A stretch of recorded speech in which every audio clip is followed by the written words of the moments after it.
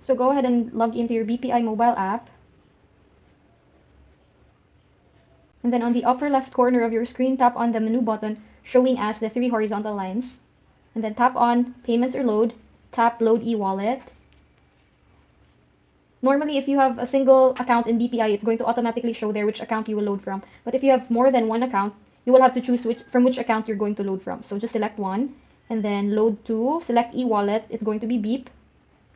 And then for the reference number, it's the 16-digit number that you can find at the back of your card, at the bottom right part of it. So just type in the 16-digit number, 637.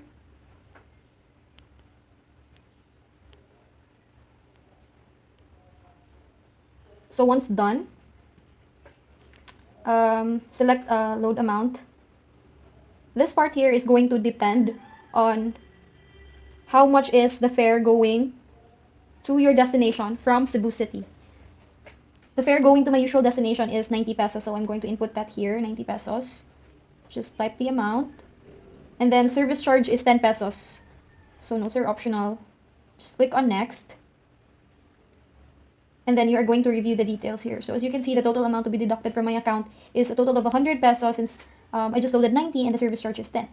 So yeah, confirm it once all the details are correct.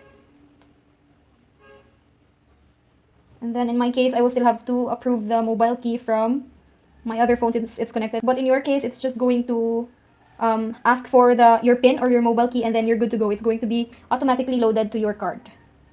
The only way to check the load recently credited to your card or your current load balance is through the e-load station at the terminal. These are located beside the ticketing counters. So I can show you mine here. I have no pending loads available. I'm just checking the balance. So that's it.